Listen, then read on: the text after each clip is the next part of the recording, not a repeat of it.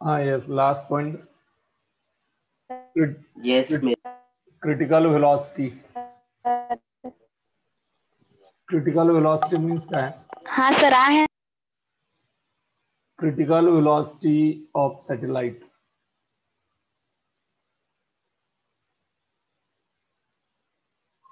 Velocity of satellite.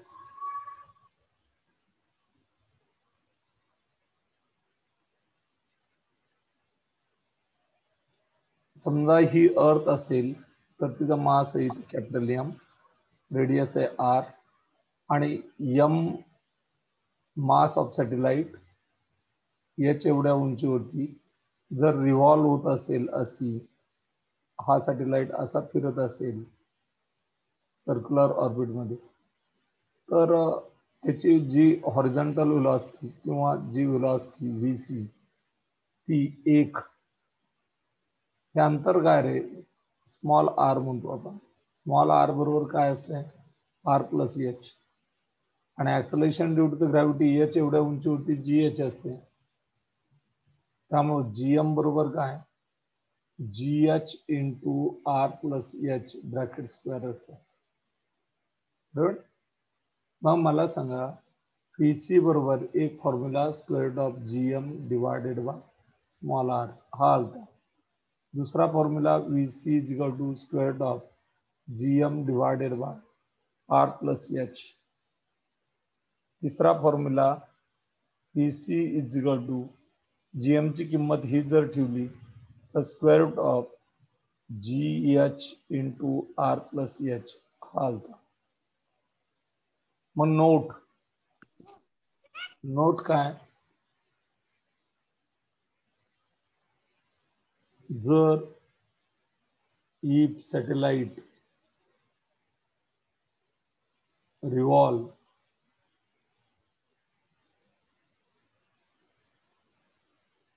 close to surface of earth, पृथ्वीच्या सरफेसच्या जवळून, समजा या ठिकाणी ही अर्थ आहे, ही अर्थ, ही समजा अर्थ आहे, तिचं इथं मास आहे, हे अंतर किती, कॅपिटल आर, आणि सॅटेलाइट इतक्या जवळून फिरत असेल, हा सॅटेलाइट एम मास असेल, हा असा फिरतो क्लोज टू सरफेस ऑफ अर्थ, असा रिव्हॉल्व होतो क्लोज टू सरफेस ऑफ अर्थ. त्यावेळेस या ठिकाणी एच कसा आहे, लेस दॅन कॅपिटल आर. एच जर लेस दॅन कॅपिटल आर असेल तर दोन गोष्टी घ्याव्या लागतात. काय, R plus H approximately equal to R असतं, कारण एच निग्लिजिबल, आणि जी एचच्या ठिकाणी जी असते सरफेसवरच्या ग्रॅव्हिटी. मग वरचा फॉर्म्युला काय येईल, इक्वेशन नंबर 2, एक V C is equal to square root of G M divided by काय येईल रे, आर प्लस एचच्या जागेवर आर, आणि नंबर 2 काय येईल, V C is equal to square root of G एचच्या ठिकाणी जी आणि आर प्लस एचच्या ठिकाणी आर. ओके. त्यामुळं या व्ही सी ची व्हॅल्यू किती येते, कारण जी माहिती आहे तुम्हाला 9.8 ना आर माहिती आहे 6.4 इंटू 10⁶ मीटर, कारण आर पृथ्वीचा 6400 किलोमीटर आहे. डेसिमल पॉइंट डावीकडं सरकवला तर 10⁻³ बाहेर येते किलोमीटर, आणि 1 किलोमीटरचे मीटर 1000 मीटर असतात. 6.4 इंटू 10⁶ मीटर, मीटरमध्ये कन्वर्जन. तर या ठिकाणी पहा काय येईल, याचं कॅल्क्युलेशन 7.0 92 म्हणजेच या ठिकाणी समजा मी 98 ने गुणलो, 98 हा झाला 64, 10 ने याला गुणलं, 10 ने याला गुणलं, 10 चा चौथा, स्क्वेअर रूट ऑफ 98 इंटू 64 चं वर्गमूळ 8 हा 10 चा दुसरा, बरोबर. यांचा गुणाकार 79.2 इंटू 10 चा दुसरा, तर 7.92 इंटू 10⁻³ निगेटिव्हला सरकवलं तर पॉझिटिव्ह बाहेर येतं, ते मीटर पर सेकंड, तर 7.92 kilometre per second. The the critical velocity. तसं नाही कळलं तर बघा 7.92 कोणाच्या जवळचे, 8च्या. मग 98ला 100 मानलं तर 100चं वर्गमूळ 10 इंटू 10⁻², म्हणजेच अप्रॉक्सिमेट काय येतं, 8 किलोमीटर पर सेकंड, जर close to surface of earth असेल. तिसरा अर्थ ही आपण स्पियर मानली तर density of earth is equal to mass divide by volume असते. तर m is equal to rho into V, but phi is equal to 4/3 pi R cube. मग m is equal to rho into 4/3 pi R cube. मग या फॉर्म्युल्यात ठेवून देऊ आपण.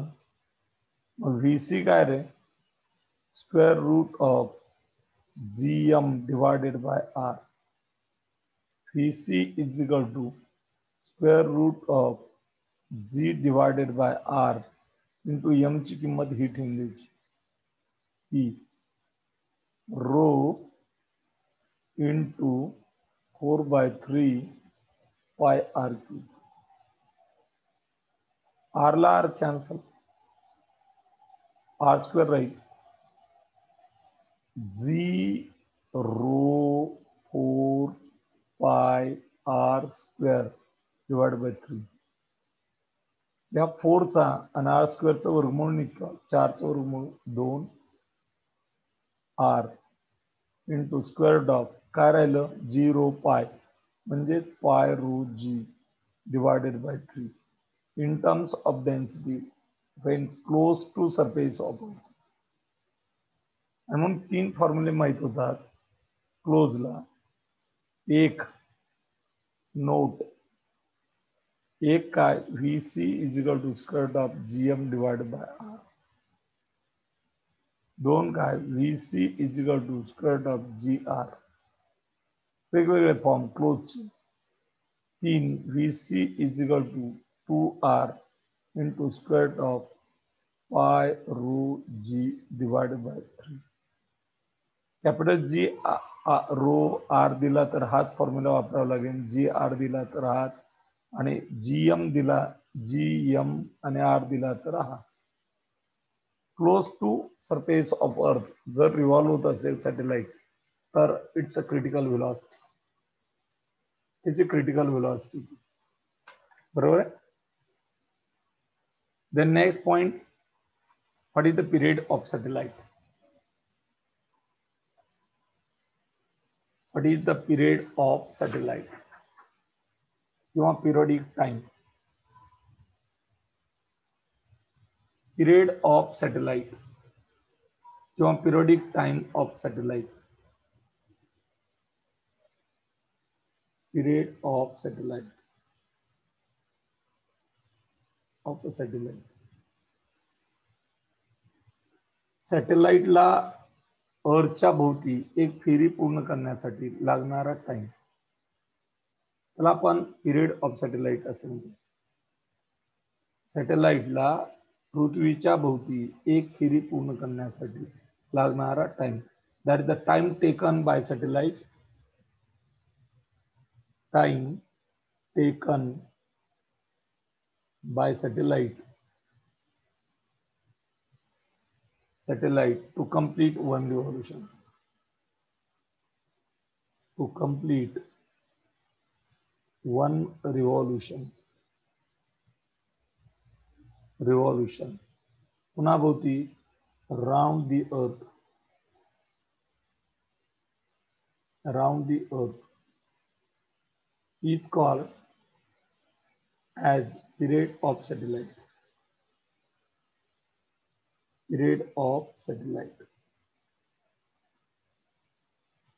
The time taken by satellite to complete one revolution. कशासाठी लागतोय वेळ? एक फेरी पूर्ण करण्यासाठी. कोणाभोवती? अर्थ. कोणाला? सॅटेलाइटला. The time taken by satellite to complete one revolution round the earth is called period of satellite. मग या ठिकाणी पहा एक्सप्रेशन फॉर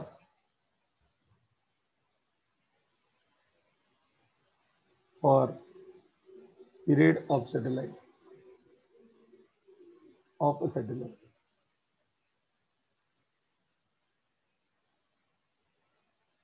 Here earth घेऊ आपण. तिचा टोटल मास कॅपिटल एम, तिची रेडियस कॅपिटल आर आणि या ऑर्बिट मध्ये फिरतोय सॅटेलाइट एच एवढ्या उंची.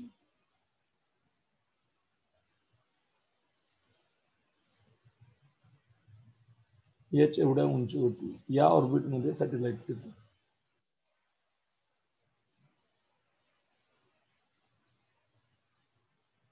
किती उंची होती?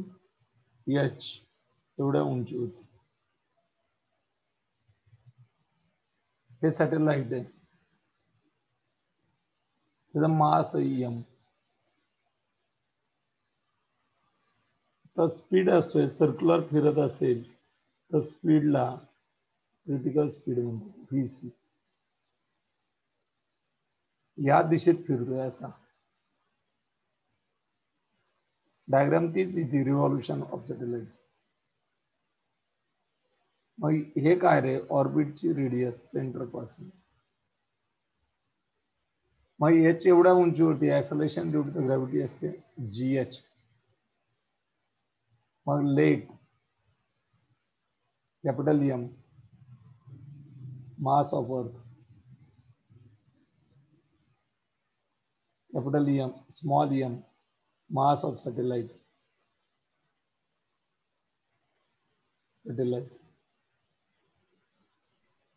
Then PC, critical speed.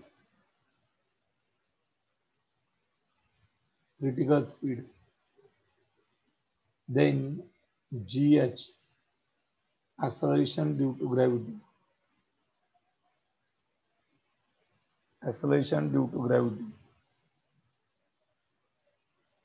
At H. R is equal to R plus H, radius of orbit.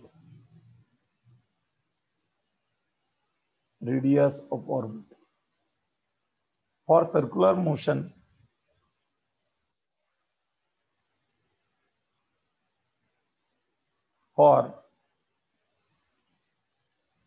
motion,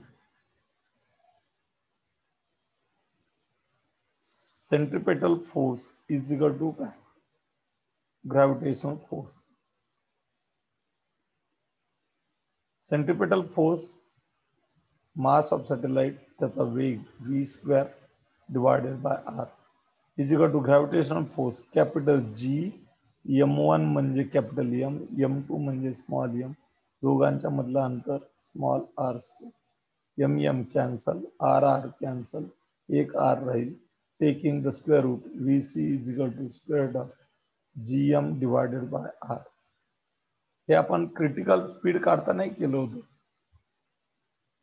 मग what is the period? Period of satellite, capital T is equal to 2 pi R divided by Vc. 2 pi R divided by Vc. Period is equal to 2 pi R divided by Vc. आवाज बंद करा रे कुणाचा ते. Mic बी काही चालू आहे का? Video बंद करा. 2 pi R divided by Vc. Vc ची किंमत ठेवा.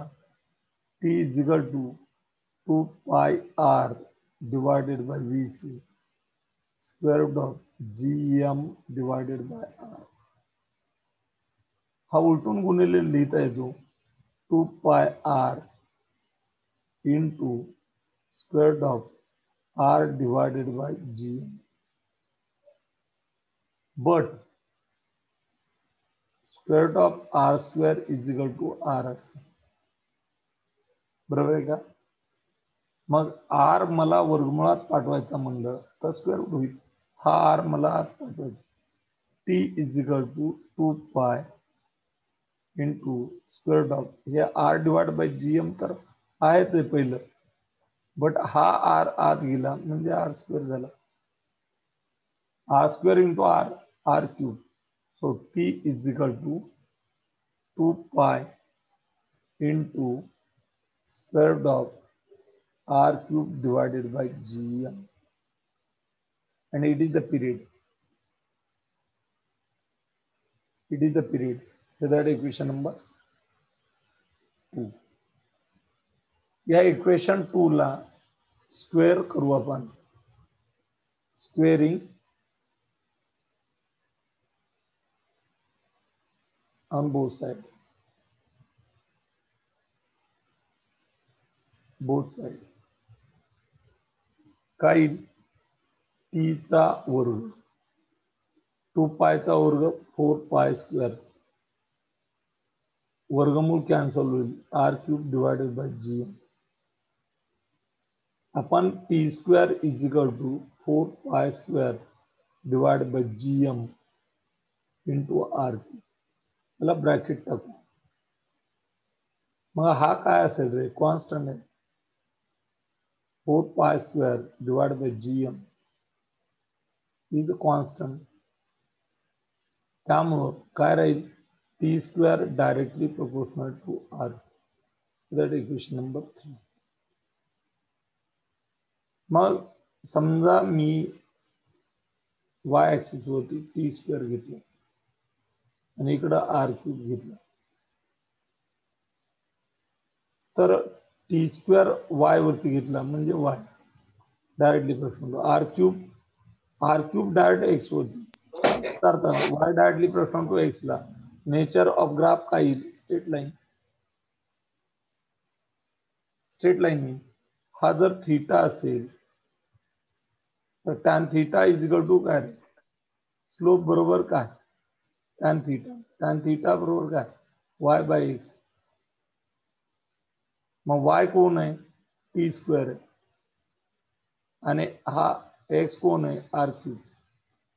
मग स्लोप काय येईल? Note slope of T square against R cube is काय रे? हा आर क्यूब इकडे गेला, T square divide by R cube जर इकडे गेला तर 4 pi square divide by GM हा स्लोप येईल.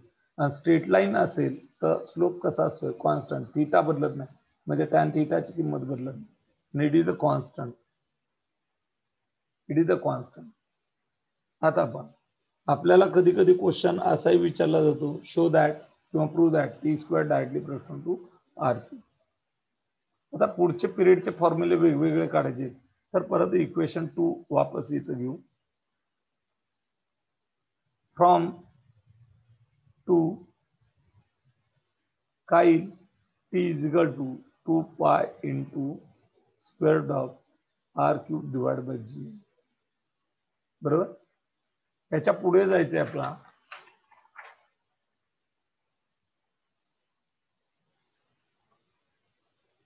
t is equal to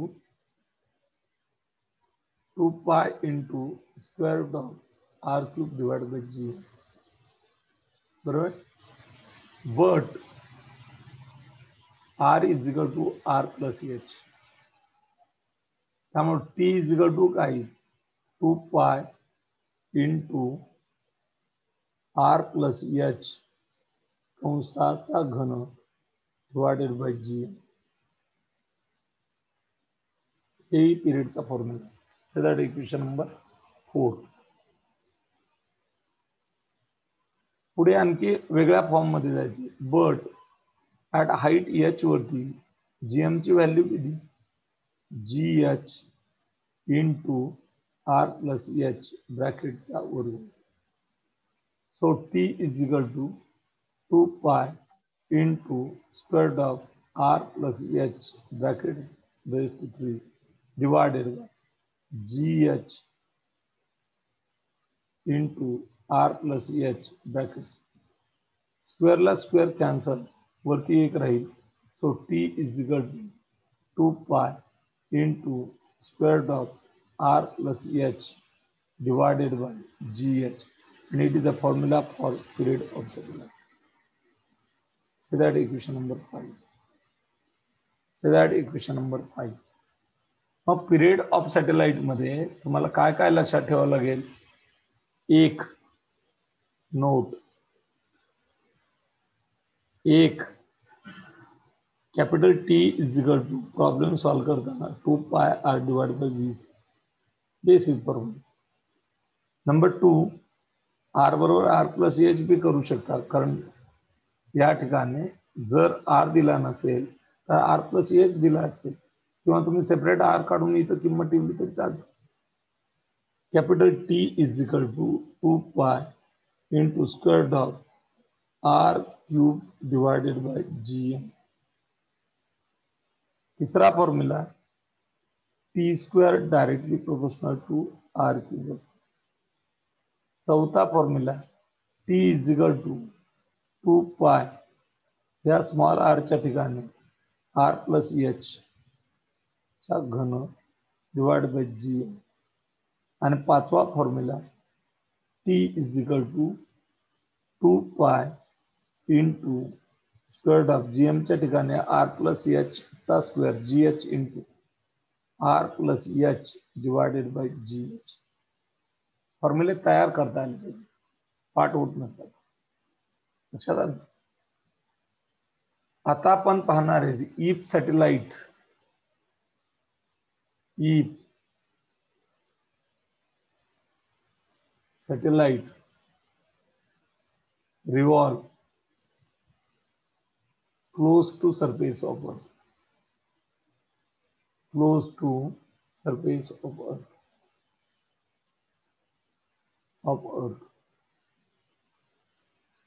पृथ्वीच्या जवळून जर फिरला तर काय होईल.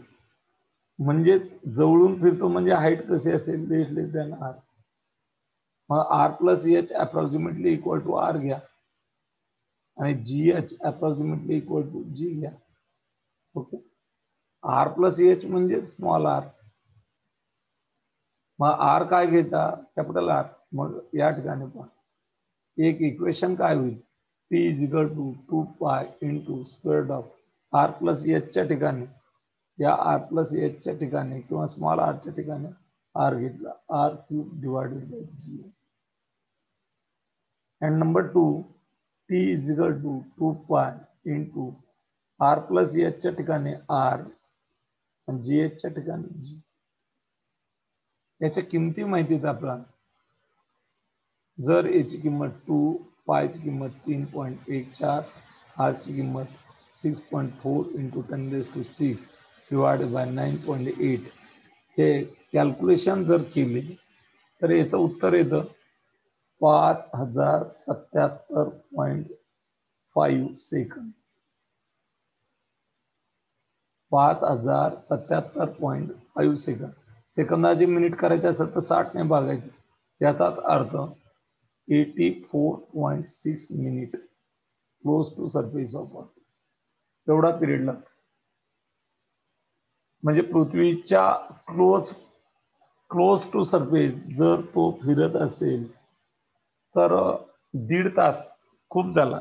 1.5 तासात पृथ्वीभोवती एक फेरी पूर्ण करतो. किती वेळा? 1.5 तास. 1.4 आवर येतं. याला परत 60 ने भागलं तर आवर मध्ये येईल.